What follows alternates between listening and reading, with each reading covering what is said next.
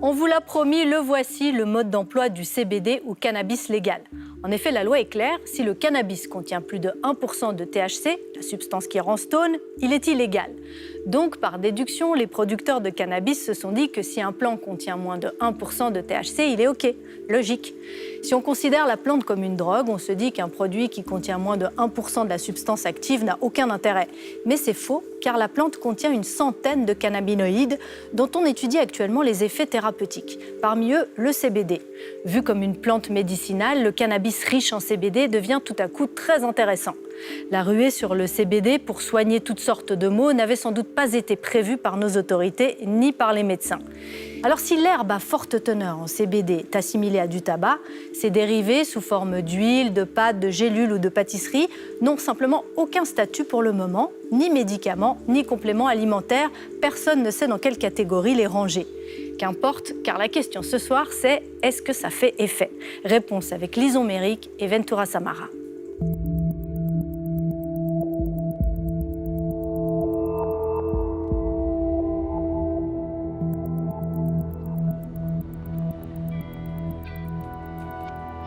C'est extrêmement dur actuellement à pouvoir gagner sa vie en faisant que de la restauration de meubles.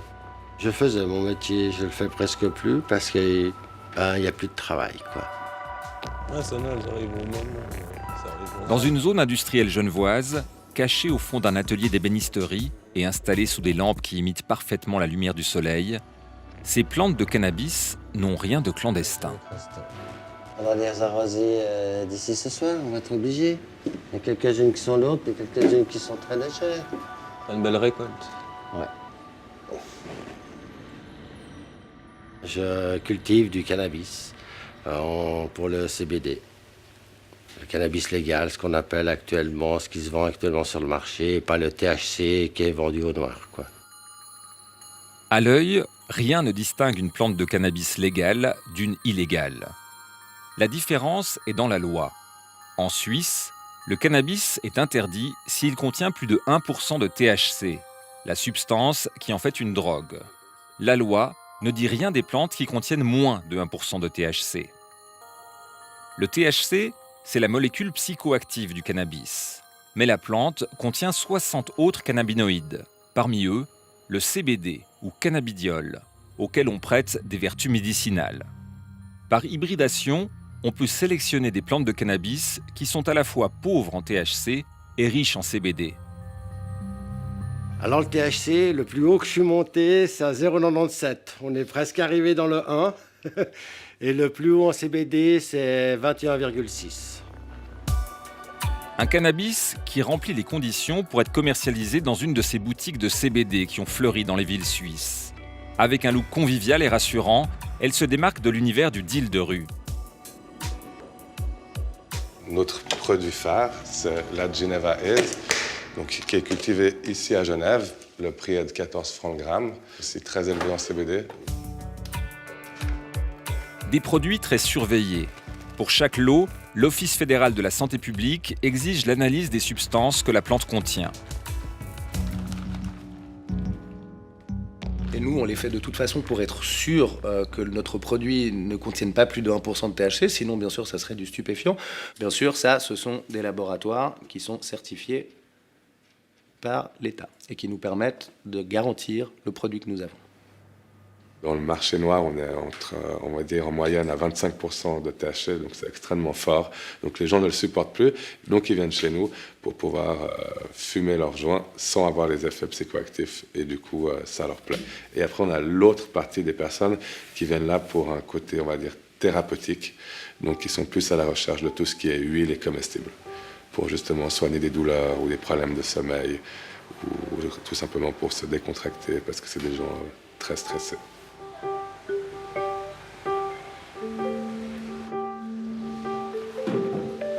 Au début de ses études de médecine, Julia a subi un traumatisme crânien suite à un accident. Elle avait 20 ans. Bonjour. Bonjour Julia, comment ça va? Bien, et vous? Super, merci. Qu'est-ce que je peux faire pour vous? Alors, j'aimerais comme d'habitude des gouttes, mais je crois que vous avez plein de nouveaux produits. Donc on a celle-ci qu'on a d'habitude, Oui, qui c'est est à 13%, mais on a aussi maintenant le 20% et le 47%. celle-là 13%. que j'ai l'habitude. Voilà, elle marche bien, elle fonctionne bien Ouais, comme tu me l'as ouais. dit. Donc maintenant, continue là-dessus. Les cookies, Voilà, alors c'est maintenant, infect ou pas trop? Non, alors justement, l'avantage des cookies et des chocolats, c'est que dedans, il n'y a pas le goût de cannabis. Voilà, ça fait un total de 144 francs, s'il te plaît. On pensait effectivement qu'au début, on allait quand même avoir une clientèle relativement jeune. Et en fait, ce n'est pas du tout le cas. Nous visons actuellement une clientèle qui se situe entre 35 et 80 ans. Malgré l'accident, Julia a terminé ses études et s'est spécialisée en rééducation. Elle porte un double regard sur les effets du CBD, celui du médecin et de la patiente. Elle a tenu à nous montrer le temps que lui prennent les moindres gestes du quotidien.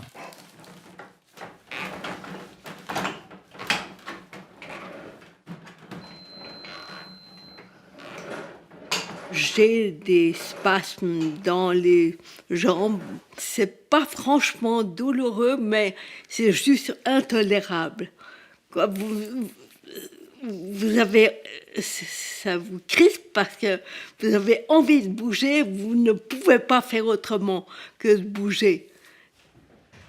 Julia a bien essayé plusieurs médicaments pour soulager ses spasmes, mais leurs effets secondaires l'ont poussée à les abandonner. Le CBD, finalement, est le moyen qui agit le plus vite et le mieux. Et avec le cannabis, moi, j'ai l'impression que je ne vais pas interférer avec ma chimie interne. On m'a dit dans le magasin d'en mettre 8 gouttes. 8. Vous avez compté 9, mais en fait, il y en a une qui est partie à côté. Alors, ça sent pas très très bon. Et ça, cette allure-là. Et voilà.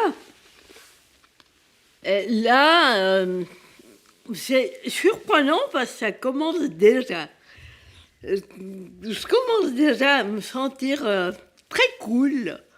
Et puis à me sentir d'avoir. Ce qui m'ennuie, clairement, c'est de trembler. Et peut-être que je tremble un petit peu moins. C'est probablement subjectif.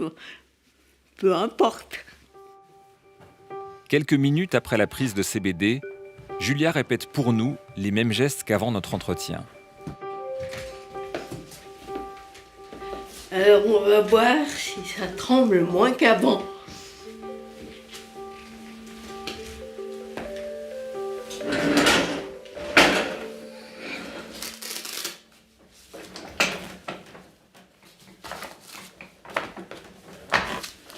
Moi, j'ai l'impression que c'est beaucoup plus facile. On ne l'a pas chronométré, mais je crois qu'il n'y a pas photo. Des vidéos de guérison miraculeuse grâce au cannabis, on en trouve par dizaines sur Internet. Mais même si on prête toutes les vertus au CBD, les études scientifiques sérieuses manquent cruellement à son propos. À l'enthousiasme des patients répond souvent l'embarras des médecins, y compris celui de la docteure Barbara Broers, pourtant ardente défenseuse de l'usage médical du cannabis. Avec la recherche actuelle qu'il y a sur le sujet, je ne vais jamais recommander d'utiliser cette substance parce qu'on n'a pas assez de données à long terme, ni sur les interactions, ni sur le dosage exact qu'on doit proposer. Toutefois, je peux discuter avec les patients de c'est quoi le CBD, c'est quoi les cannabinoïdes et pourquoi, oui ou non, ça pourrait éventuellement aider dans leur situation spécifique. Ce qu'on sait actuellement, c'est que le CBD a certains effets, peut-être contre l'anxiété, dans le domaine immunitaire, dans le domaine oncologique, dans le domaine de l'épilepsie, voilà. Et qu'il y a le THC qui a des effets pour les nausées et les vomissements et pour les contractions musculaires. Et Pour certaines personnes qui tolèrent mal les traitements standards, des médicaments à base de cannabinoïdes peuvent vraiment être des médicaments intéressants. Depuis une vingtaine d'années, on découvre que notre corps produit des substances très similaires aux molécules actives du cannabis. C'est ce que l'on appelle le système endocannabinoïde. Cette équipe de chercheurs l'étudie pour comprendre le rôle qu'il joue dans le cerveau et le système nerveux. Les cannabinoïdes produits par notre corps proviennent d'acides gras, mais leurs effets sont très similaires. Si ce n'est que le THC prend beaucoup plus longtemps à être éliminé par le corps. L'effet de nos propres cannabinoïdes s'installe très rapidement et disparaît tout aussi rapidement. Mais c'est vrai, tous les tissus de notre corps produisent des endocannabinoïdes. Le système endocannabinoïde est impliqué dans de nombreux processus. Pour résumer, on pourrait le qualifier de mécanisme anti-stress du corps. Chaque fois que vous êtes stressé, et pas uniquement sur le plan cognitif, il peut s'agir de stress inflammatoire ou de stress oxydatif, ce système s'active et sa mission consiste à rétablir un équilibre corporel qu'on appelle l'homéostasie. Le système endocannabinoïde explique probablement l'effet que le cannabis produit sur le corps humain. Et même si l'on oppose généralement le THC psychoactif au CBD qui ne l'est pas, leurs molécules chimiques sont quasiment identiques, à une petite différence près, signalée en rouge sur l'image. Le CBD est un précurseur du THC. La différence est que dans sa structure moléculaire, le cannabidiol a 2 anneaux et 2 atomes d'oxygène saillants, alors que le THC possède 3 anneaux. Cette toute petite différence a des conséquences énormes. Le CBD agit aussi sur les récepteurs des cannabinoïdes dans le cerveau. Il se lie à ces récepteurs, mais à un endroit différent, où il inhibe l'effet du THC. C'est plutôt un antagoniste du récepteur CB1 des cannabinoïdes, alors que le THC active ce récepteur. Il y a donc 2 effets contraires. 2, 3. À 37 ans, Elder vit depuis 2 ans avec une insuffisance rénale due à une maladie génétique. Tous les 2 jours, pour que son corps fonctionne, il passe de longues heures en dialyse. Sa maladie entraîne diverses douleurs. Des migraines, douleurs articulaires, musculaires, des crampes, beaucoup de crampes la nuit. Pour soulager ces douleurs, Elder a multiplié les médicaments, dont des dérivés de morphine, comme le Tramal. En tout, j'en avais une bonne quinzaine par jour. Ça ne me correspondait pas du tout, parce que je me trouvais toujours avec des nausées. Pas possible toute la journée. Des somnifères, j'en ai pris pendant 2 ans, du Dormicum. Et puis ça me correspondait pas vraiment non plus. C'était aussi efficace, mais le lendemain, je me souvenais pas de la moitié de la soirée. Je commençais à sentir un espèce de manque, ou d'attachement plutôt. Avoir besoin à chaque fois un petit peu plus. C'était ouais, voilà. Pas très envie de rentrer dans un cercle vicieux comme ça. Pour éviter cet engrenage, Elder se tourne vers le cannabis, celui qu'il achète au marché noir et qui contient plus de 1% de THC. J'ai tout jeté à la poubelle, du jour au lendemain. J'ai supprimé les opiacés par du cannabis. Et c'est très efficace, j'ai plus de problèmes d'effets secondaires, j'ai plus de nausées. Et ça me permet de tenir la journée en forme.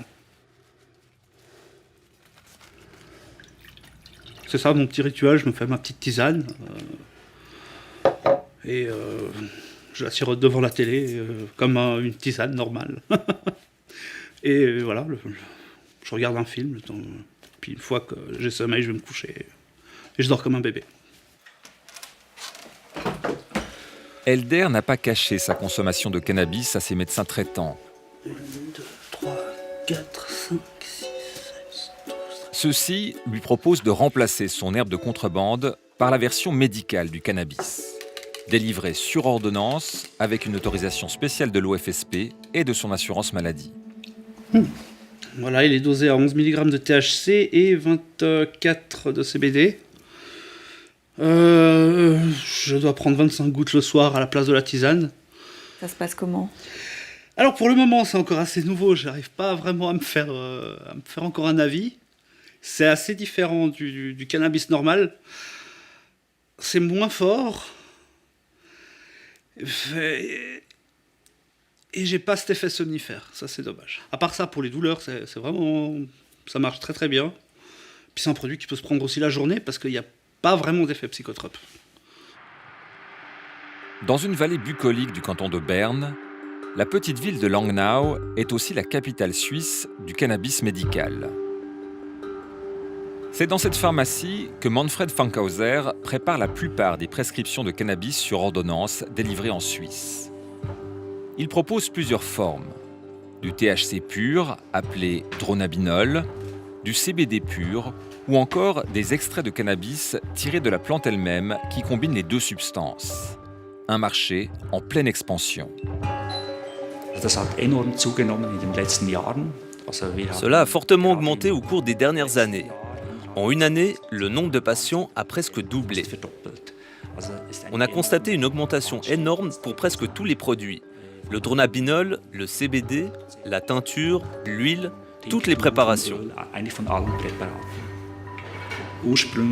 Précédemment, l'initiative venait pratiquement toujours du patient. Le patient allait trouver son médecin qui lui répondait « Je ne connais pas ce produit, je ne sais même pas si c'est autorisé ». Ces dernières années, la connaissance en la matière des médecins a nettement augmenté. Il y a eu des comptes rendus, de nombreux articles scientifiques dans la presse spécialisée. On le remarque aujourd'hui, les médecins s'adressent fréquemment à nous. Des spécialistes des cliniques universitaires qui se renseignent pour un de leurs patients, qui aimeraient essayer et qui demandent comment procéder. Des spécialistes qui répondent à la demande de leurs patients, mais qui restent toutefois prudents. Je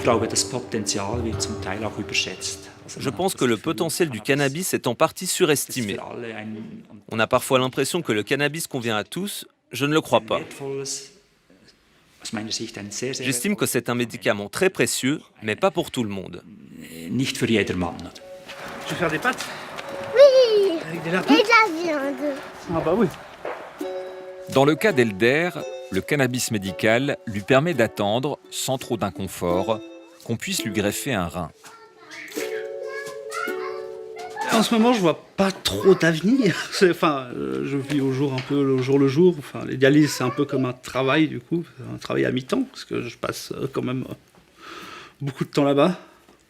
Et puis le reste du temps, j'essaie d'avoir la vie la plus active possible la journée. Je gagne quand même un peu de forme, parce que la journée, j'ai pas de nausée la journée, donc je reste actif. Je peux prendre la voiture, je peux aller me la promener, je peux aller au parc. Je reste fatigué quand même, mais la fatigue, elle est beaucoup plus supportable. Bah oui, tu dois m'emmener à l'école par exemple. Bah oui, je suis bien obligé de t'amener à l'école, sinon tu vas faire comment? Bientôt, tu iras toute seule, t'inquiète pas.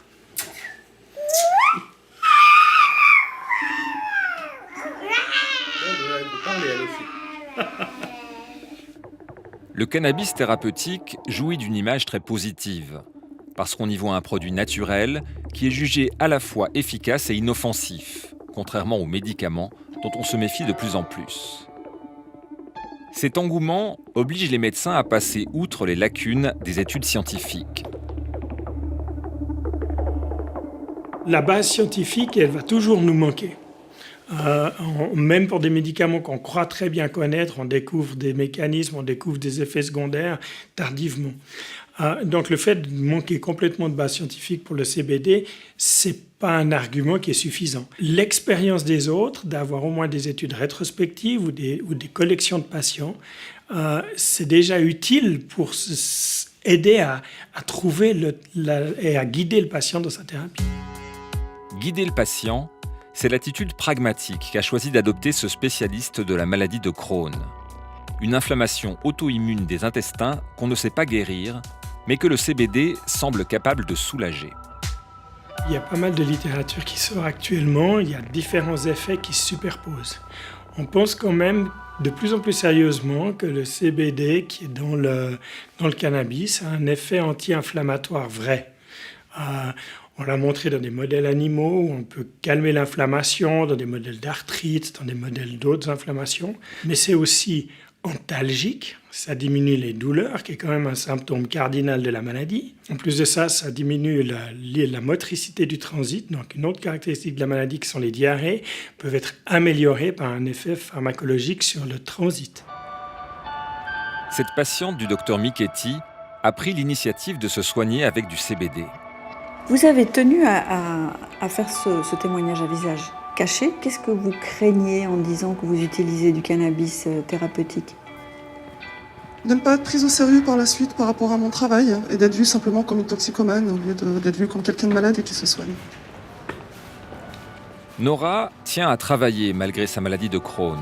Les dérivés de morphine l'empêchaient de le faire, alors qu'avec du CBD, elle garde toute sa capacité de concentration. Or, ça m'enlève pas complètement les douleurs, mais ça va m'aider à les supporter. Vous en prenez à quelle fréquence ?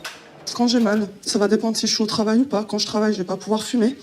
Donc je vais le prendre plutôt en huile, sous forme de gouttes, directement dans la bouche. Et puis quand je ne travaille pas à la maison, ça sera sous forme de joint. Est-ce que vous voyez une différence sur votre maladie de Crohn ? Oui, parce que je ne vomis plus au jour d'aujourd'hui, alors qu'avant je vomissais tous les matins. J'avais énormément de diarrhée que je n'ai plus au jour d'aujourd'hui, ça devient épisodique. Et là, le médecin qui vous suit pour la maladie de Crohn, lui aussi, il vous conseillait de prendre du CBD ? Il m'a dit, ça marche, alors continuez. Outre le CBD, un médicament immunosuppresseur appelé anti-TNF stabilise la maladie de Crohn de Nora. Mais l'effet d'une injection de ce produit ne la soulage pas assez longtemps. On avait déjà fait, je dirais, 90% du chemin avec les anti-TNF. Mais on plafonnait un peu avec ces traitements. Et finalement, elle a trouvé là une marge qui lui permettait de récupérer son confort de vie, sa capacité de travail pleine, sa capacité de loisir.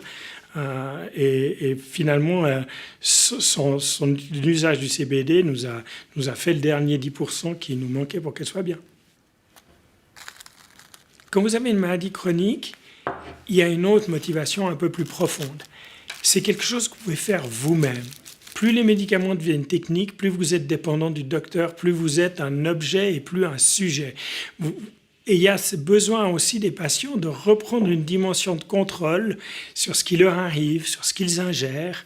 Et je crois que c'est utile aussi de leur laisser cette dimension.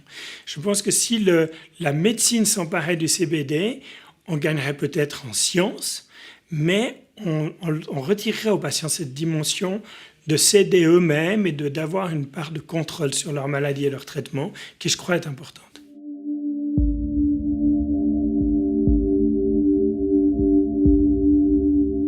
Difficile donc de savoir si on parle d'une mode, d'un placebo ou d'une plante médicinale aux effets biologiques que l'on peut mesurer si on prenait la peine de le faire. Mais il n'existe pour l'instant aucune étude scientifique sur les effets à long terme du CBD, ce qui n'empêche pas ceux qui en ressentent le besoin de le tester. Après tout, il est en vente libre et les spécialistes des substances addictives sont plutôt rassurants. La consommation de cannabidiol aurait peu ou pas d'effets secondaires du moment qu'il n'est pas fumé. Et s'il peut rendre la vie un peu moins dure à ceux qui souffrent, pourquoi pas ? La suite du reportage.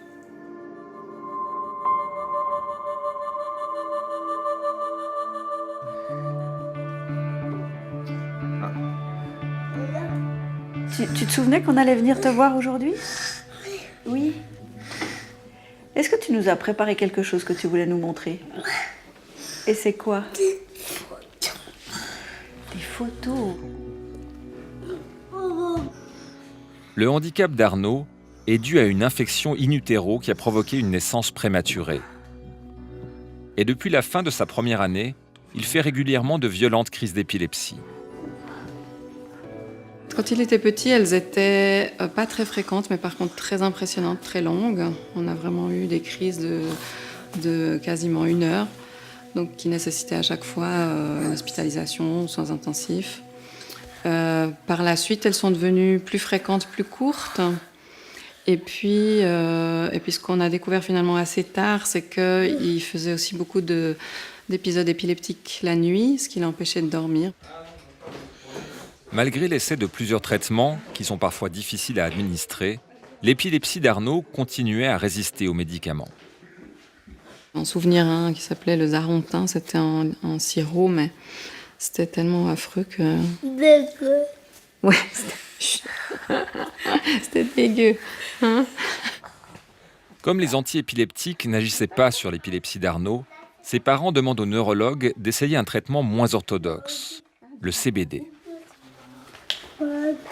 C'était encore un peu tôt dans le sens où il n'y avait pas de recul, pas assez de littérature scientifique, donc les médecins n'étaient pas enclin à nous le prescrire. Et puis c'est en 2016, le neurologue qui le suit, il a été d'accord en fait de prescrire le CBD. C'est vraiment au cas par cas. Il faut essayer et voir au bout de quelques semaines à quelques mois si oui ou non on a un réel bénéfice et quelle est la tolérance. Je pense qu'il faut être aussi très honnête avec les parents qui ont beaucoup d'attentes et leur dire on va l'essayer, on espère que ça va marcher, mais sachez que on est moins d'un enfant sur 2 qui va répondre. Y aller. Ouais, faut bien y aller. Après 6 mois, je commençais à désespérer un petit peu en me disant bon, peut-être qu'effectivement ça marchera pas. Donc on était un peu dans le doute. Mais je dois dire aussi ce qui nous a incité à continuer, c'est qu'on a quand même vu un effet sur sa spasticité. Il a une rigidité des membres, il est assez spastique et puis il était sous baclofène. Contre la spasticité et puis en fait on s'est débarrassé en fait du baclofène et la situation s'était pas du tout empirée, voire plutôt améliorée au niveau de la possibilité de détente musculaire. Finalement, presque 9 mois après l'introduction du CBD, la famille d'Arnaud constate enfin une amélioration de son épilepsie. Depuis, en fait, Arnaud fait plus du tout de crise durant la journée. Ses nuits se sont nettement améliorées aussi. Face à une épilepsie résistante, les neurologues combinent parfois plusieurs traitements complémentaires. Au fur et à mesure qu'on introduisait le CBD, on baissait aussi ses autres médications. Parce qu'il prenait 3 antiépileptiques, on s'est débarrassé totalement d'un, et puis les autres, on les a diminués drastiquement, vraiment de moitié. Donc il y avait une bonne combinaison entre le CBD et puis les autres médicaments. L'huile de CBD prescrite à Arnaud est minutieusement fabriquée par la pharmacie de Langnau. Nous devons pouvoir démontrer que notre produit à base de CBD est très pur et qu'il correspond à une qualité pharmaceutique. Ce n'est pas simple à réaliser. Nous devons être en mesure de fournir un certificat d'analyse de pureté. On peut attester que notre produit est pur et on peut être certain à 100% qu'il ne contient pas de substances polluées ou impures. Clique sur le mot où tu vois la lettre A. Ouais. Bravo. Donc vous diriez qu'il a une meilleure qualité de vie, quelque chose comme ça? Oui, je pense que ça c'est assez juste, ouais. Oui. T'es d'accord avec moi? Tu trouves que tu as une meilleure qualité de vie? Oui. C'est bon. C'est bon? Ce que j'espère pour lui, c'est qu'il puisse avoir un maximum d'autonomie, qu'il puisse trouver du plaisir dans des tâches qu'il aime faire. Il est à l'école, donc il apprend à lire, à écrire. Après, son futur, ça reste un grand point d'interrogation.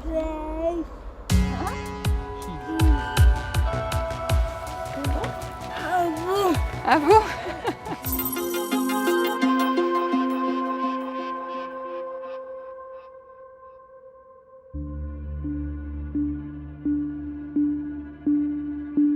Les parents d'Arnaud ont trouvé avec le CBD un moyen de soulager leur fils et de diminuer les médicaments antiépileptiques qui, eux, ont des effets secondaires avérés. Même si on n'en connaît pas encore tous les mécanismes, on sait que le cannabidiol agit sur plusieurs cibles, plusieurs récepteurs dans le cerveau, notamment ceux du système de la douleur et de la sérotonine.